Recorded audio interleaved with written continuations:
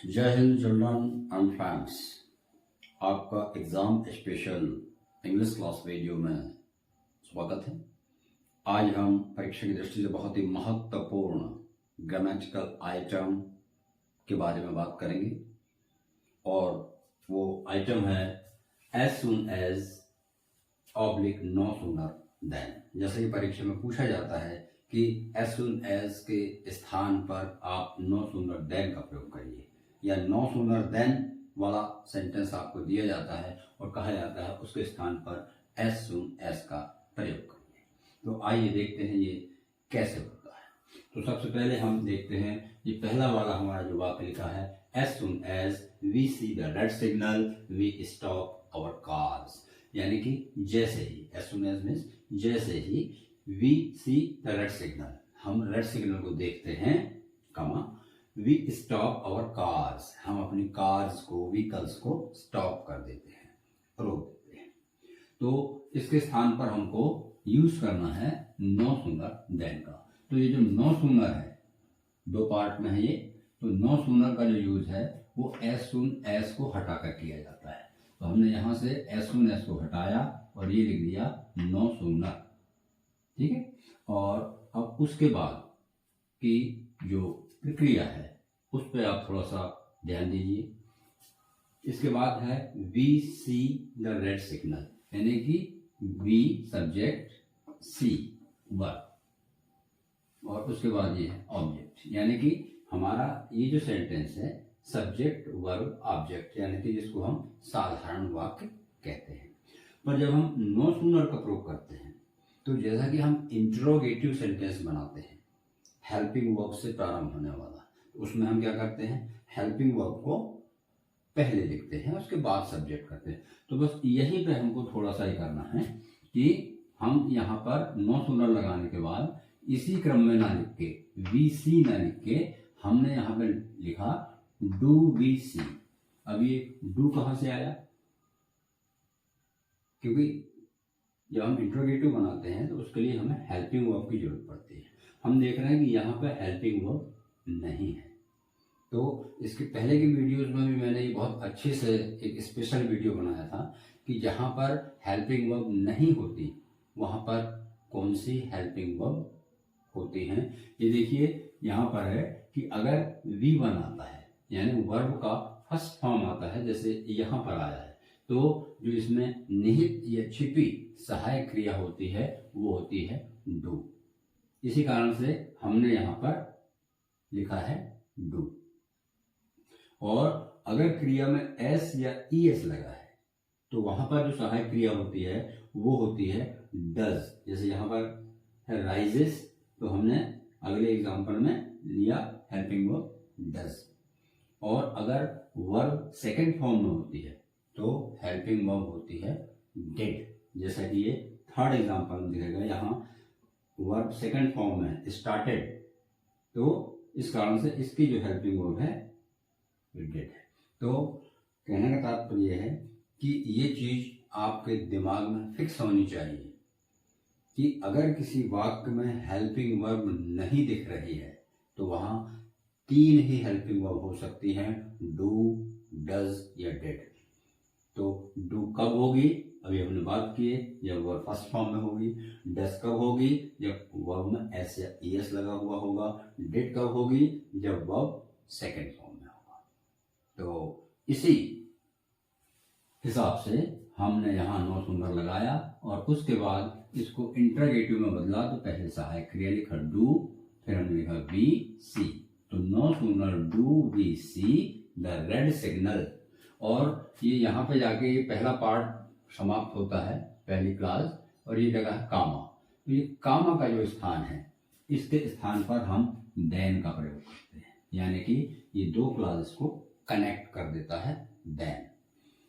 और जो दूसरा पार्ट है उसको हम यथावत लिखते हैं, उसको कोई चेंज नहीं करते। तो ये बन गया हमारा no sooner do we see the red signal then we stop our cars. अब दूसरा एग्जांपल देखते हैं।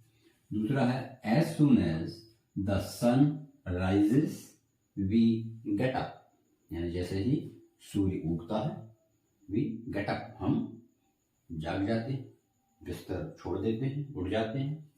तो यहाँ भी हमको एज सून एज के स्थान पर नो सूनर का प्रयोग करना है। तो एज सून एज के स्थान पर हमने ये नो सूनर का प्रयोग किया, नो सूनर। और जैसे पहले हमने किया था नो सूनर के तुरंत बाद हमें यहाँ पे हेल्पिंग वर्ब लिखना है। तो हम देख रहे हैं कि यहाँ पे कोई हेल्पिंग वर्ब नहीं है, तो हम देखेंगे कि हमारी मेन वर्ब में एस या एस लगा है, इसलिए हेल्पिंग वर्ब क्या है, डज है। तो हमने डज लिखा, उसके बाद लिखा द सन, और उसके बाद लिखा राइज। तो यहाँ जो एस लगा हुआ है वो डज लगने के बाद हट जाता है।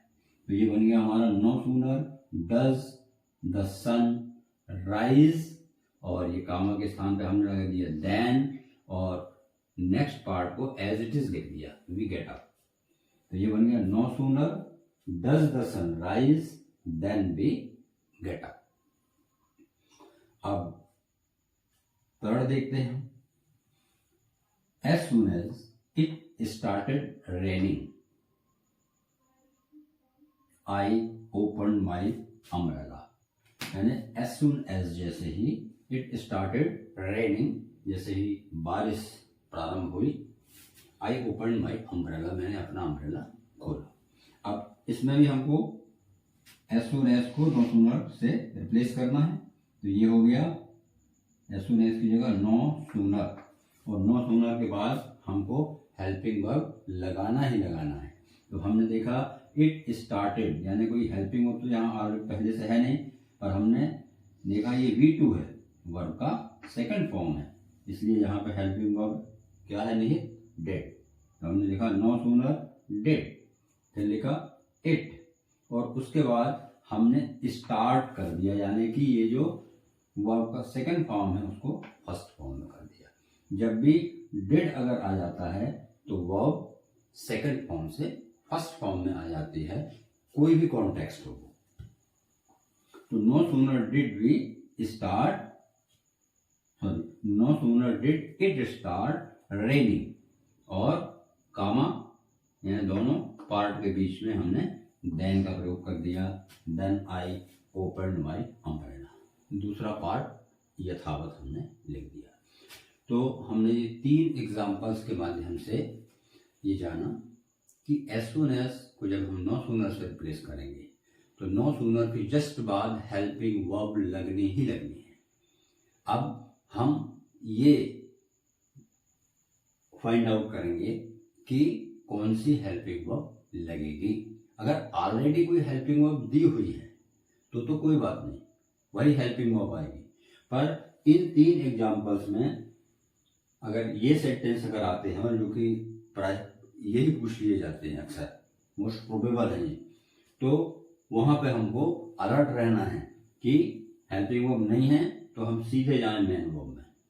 फर्स्ट फॉर्म डू लगाइए, फर्स्ट फॉर्म में एस या ईएस लगा है, डज लगाइए। सेकेंड फॉर्म है वर्ब का, डेड लगाइए, और डेड का यूज होता है तो सेकेंड फॉर्म से वर्ब फर्स्ट फॉर्म में आ जाती है। तो ये था आपका एज सून एज को नो सूनर देन में रिप्लेस करने का। हम एक उदाहरण वो भी देख लेते हैं कि अगर नो सूनर देन के रूप में हमको क्वेश्चन आता है और उसको एज सून एज में रिप्लेस करना है तो उसको कैसा करेंगे। वो भी बहुत इसी प्रकार से जो हमने यहाँ एक दूसरे में रिप्लेस होंगे, इसको देख लेते हैं। No sooner did he see the police then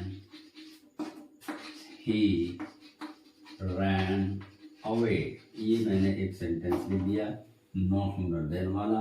अब हम इसमें यूज करेंगे एज सून एज। लगाइए दिमाग आप कैसा करेंगे। इसमें भी वही करना है। नो सूनर इसको हम हटा देंगे और उसकी जगह आएगा एस सून एस। अब हमने देखा है कि एस सून एस वाले में कोई हेल्पिंग वर्ब नहीं आती, तो यहां है, इसको हम हटा देंगे। जब इसको हम हटा देंगे तो क्या होगा, प्लेन सेंटेंस लिखेंगे हम, ही, और ही के बाद आ जाएगी वर्ब, पर वर्ब आ जाएगी सेकंड फॉर्म में, क्योंकि जब हमने डेट को लगाया था तो वर्ब को दूसरे फॉर्म से फर्स्ट फॉर्म में किया था। अब हम जब यहाँ से डेट को हटा रहे हैं तो वर्ब फर्स्ट फॉर्म से सेकंड फॉर्म में आ जाएगी। तो ये हो गया as soon as he saw the police. और ये जो देन है, आपको पता है देन कहाँ लगाते थे, कॉमा की जगह में, तो देन हटा रहे हैं तो हम यहाँ पे एक छोटा सा कॉमा लगा देंगे और दूसरा पार्ट को एज इट इज लिख देंगे, ही रैन अवे, ही रैन अवे। ये हमारा बन गया as soon as he saw the police, जैसे ही उसने पुलिस को देखा, ही रैन अवे, वह भाग गया। तो इस प्रकार से चाहे वो एज सून एज का यूज करने पूछे या नो सूनर देन का यूज करने पूछे, प्रक्रिया यही है। कहीं हेल्पिंग वर्ब लगाना है तो इस प्रकार से आया तो हेल्पिंग वर्ब हटाना है। तो मैं समझता हूं कि अब आप गलती नहीं करेंगे, और भी वाक्य इस प्रकार के आप प्रैक्टिस कीजिए, और निश्चित रूप से बहुत ही आसान है ये, थोड़ी सी प्रैक्टिस की ज़रूरत है। आप कम से कम 8-10 सेंटेंसेस लीजिए और उनका अभ्यास कीजिए। So thank you very much. अगले वीडियो में फिर हम एक महत्वपूर्ण ग्रामेटिकल टॉपिक के साथ, जो कि एग्जामिनेशन की दृष्टि से महत्वपूर्ण होगा, लेकर आएंगे। तब तक के लिए जय हिंद, जय भारत।